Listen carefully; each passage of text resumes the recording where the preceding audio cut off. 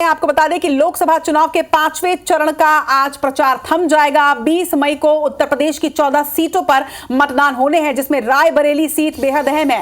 रायबरेली, अमेठी, लखनऊ, ये वो high profile सीटें जिस पर पूरे देश की निगाहें हैं। इसके साथ ही उत्तर प्रदेश की 14 सीटों पर मतदान होने हैं। 14 में से एक सीट कांग्रेस के पास फिलहाल है। 13 सीटों पर बीजेपी का कब्जा है और यही वजह है कि कांग्रेस भी यहां पर जोर आजमाइश इस वक्त कर रही है। रायबरेली में राहुल गांधी के सामने बीजेपी के दिनेश प्रताप सिंह है। अमेठी में स्मृति ईरानी के सामने कांग्रेस के एल शर्मा प्रत्याशी हैं। आज इन सभी सीटों पर चुनाव प्रचार थम जाएगा। 20 तारीख को चुनाव होने हैं। लखनऊ में राजनाथ सिंह का रविदास मेहरोत्रा से मुकाबला है, तो वहीं कैसरगंज में करण भूषण सिंह के सामने सपा के उम्मीदवार हैं। सपा के भगत राम मिश्रा यहां से प्रत्याशी हैं। तो करण भूषण सिंह के सामने सपा के भगत राम मिश्रा।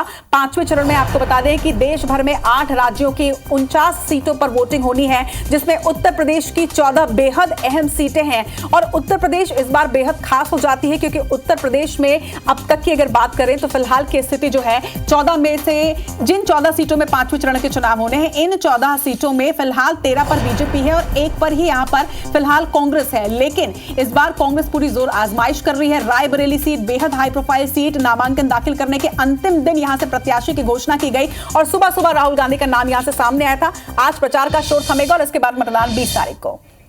और इधर रायबरेली से खबर है, जहां पर उत्कृष्ट मौर्य ने कांग्रेस की सदस्यता ले ली है। प्रियंका गांधी ने कांग्रेस पार्टी में उत्कृष्ट मौर्य का स्वागत किया है। स्वामी प्रसाद मौर्य के बेटे हैं उत्कृष्ट मौर्य, जिन्होंने कांग्रेस ज्वाइन कर लिया है। मनोज पांडे के विरोध में ऊंचाहार से चुनाव भी लड़ चुके हैं। मनोज पांडे को घेरने की कांग्रेस की रणनीति जो है वो इसी के साथ शुरू हो गई है। शुक्रवार को विधायक मनोज पांडे बीजेपी में शामिल हुए थे और अब यूपी में बड़ा कांग्रेस का जो कुनबा है वो बढ़ता हुआ अब दिखाई दे रहा है। मतदान के बीच भी दल बदल का जो सिलसिला है वो लगातार जारी है। तो पूरे देश में इस वक्त लोकसभा चुनाव के पहले जिस तरह से दल बदल की राजनीति योग्यता नजर आई है, कहीं बीजेपी का कुनबा बढ़ा है, कहीं कांग्रेस में लोग शामिल हुए हैं, तो निश्चित तौर पर देखिए, जैसा आपने बोला भी कि मतदान शुरू हो चुके हैं, 4 चरणों के मतदान खत्म हो चुके हैं, लेकिन अभी भी दल बदल की राजनीति जो है वो लगातार जारी है।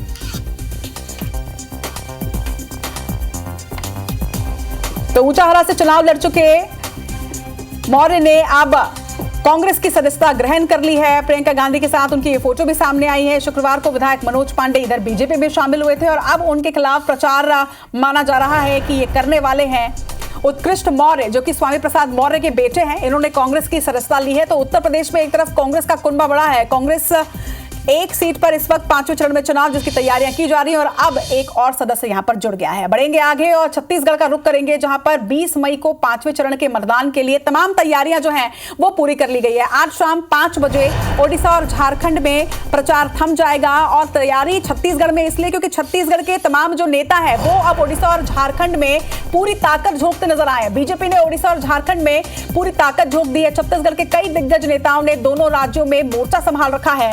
डिप्टी सीएम विजय शर्मा, अरुण साव समेत मंत्रियों का ओडिशा दौरा लगातार जारी है। 5 लोकसभा सीटों पर 20 मई को मतदान होने हैं। आपको लगातार जानकारी दे रहे हैं कि 20 मई को 5वें चरण के लिए देश के अलग अलग हिस्सों से आपको तस्वीरें भी दिखा रहे हैं, किस तरह से तमाम तैयारियां कर ली गई हैं, ये आपको तस्वीरें बता रहे हैं। छत्तीसगढ़ में हालांकि तीनों चरणों के चुनाव जो है वो हो चुके हैं, लेकिन 3 चरणों के बाद छत्तीसगढ़ के तमाम जो नेता हैं वो अब झारखंड और ओडिशा में मोर्चा संभाले हुए हैं चुनाव प्रचार का। लगातार तस्वीरें भी वहां से सामने आती हैं। कल ही झारखंड में मुख्यमंत्री विष्णुदेव साय पहुंचे थे। उन्होंने वहां पर, माफ कीजिएगा, झारखंड नहीं, ओडिशा वो पहुंचे थे और ओडिशा में उन्होंने जनसभा को संबोधित भी किया। और इसी तरह से 5 लोकसभा सीटों पर यहां पर चुनाव होने हैं 5वें चरण में। दूसरी तरफ उत्तर प्रदेश की बात करें तो उत्तर प्रदेश में भी 14 सीटों पर 5वें चरण के चुनाव होने हैं, जिसके लिए तमाम तैयारियां भी पूरी कर ली गई हैं। आज शाम 5 बजे चुनाव प्रचार थम जाएगा। तो आज शाम 5 बजे ओडिशा और झारखंड में भी प्रचार का शोर थम जाएगा और इसके साथ ही हर वो सीट, हर वो लोकसभा क्षेत्र जहां पर 5वें चरण के चुनाव होने हैं उसमें चुनाव प्रचार थमेगा। कुल 49 सीटों पर 5वें चरण के चुनाव यहां पर होने हैं, आपको बता दें। और इस वक्त डिटेल जानकारी के साथ हमारे 2 संवाददाता हमारे साथ जुड़ रहे हैं। उत्तर प्रदेश से डिटेल जानकारी के साथ वर्णित गुप्ता, तो दूसरी तरफ स्टार जैन छत्तीसगढ़ की राजधानी रायपुर से। वर्णित, पहले आपका मैं रुख करना चाहूंगी।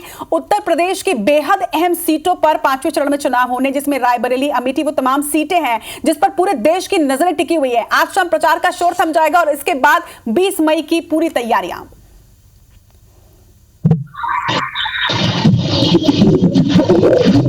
जी हाँ, देखिए बहुत ही महत्वपूर्ण सीट है।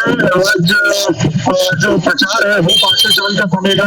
14 बड़ी महत्वपूर्ण सीट है जिसके ऊपर भारतीय जनता पार्टी अपना खतरा चाहेगी। एक सीट है जो कि रायबरेली की, जो कि सोनिया गांधी के पास थी, कांग्रेस पार्टी के पास थी। इस बार भारतीय चलिए वर्णित, कुछ तकनीकी खामी है, आपकी आवाज जो है एम्बियंस ज्यादा आ रहा है, आप तब तक तकनीकी देखिए, खामी देखिए, तब तक हम स्टार का रुख कर लेते हैं। योग्यता बिल्कुल स्टार, आपसे जानना चाहेंगे छत्तीसगढ़ के जो तमाम दिग्गज हैं वो उड़ीसा दौरे पर रहे हैं और लगातार प्रचार प्रसार करते रहे, लेकिन आज शाम 5 बजे से प्रचार प्रसार अब थमने वाला है।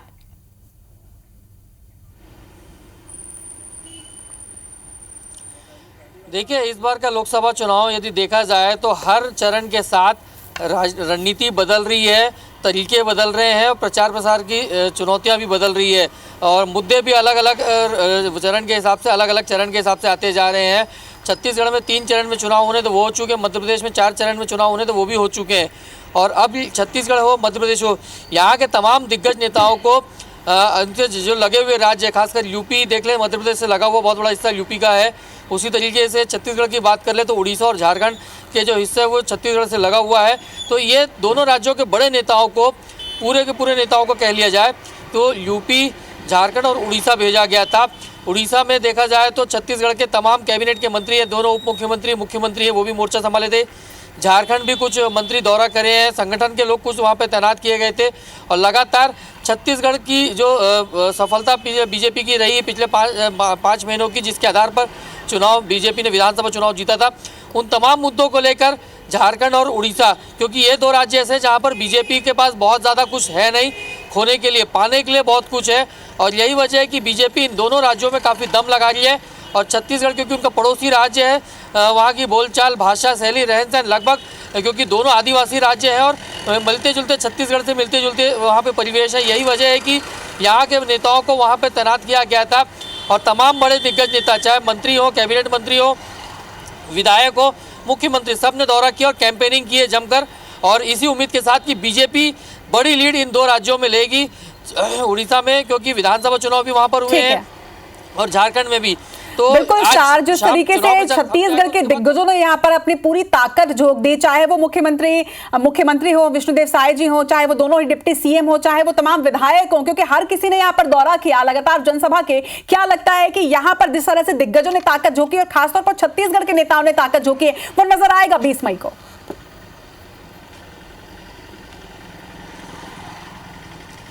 देखिए, बिल्कुल इसका असर दिखेगा और न सिर्फ, मैंने ये बीजेपी की बात करी थी, कांग्रेस की बात कर लें तो कांग्रेस के जो विधायक है वो भी वहाँ गए हुए थे। पीसीसी अध्यक्ष दीपक बैज वो लगातार उड़ीसा के दौरे पर थे क्योंकि बस्तर से लगा हुआ उड़ीसा का बहुत इलाका है। तो दोनों ही दलों के नेताओं को ऐसे उम्मीद है कि यहाँ चूँकि कैंपेनिंग खत्म हो चुकी, चुनाव खत्म हो चुका और बहुत ज़्यादा असर करता है पड़ोसी राज्य में छत्तीसगढ़ का, क्योंकि यदि देखा जाए तो छत्तीसगढ़ का मार्केट भी है वो पूरे उड़ीसा पे बेस्ड है। मतलब उड़ीसा के बहुत सारे लोग, यदि हम साउथ उड़ीसा की बात करें जो छत्तीसगढ़ से लगा हुआ हिस्सा है, यहाँ ज़्यादातर लोग अपने रोज़मर्रा की चीज़ों के लिए छत्तीसगढ़ आते हैं, चाहे वो एंटरटेनमेंट की बात हो, चाहे घरेलू सामग्रियों की बात करो, मतलब एक बहुत बड़ा मार्केट है।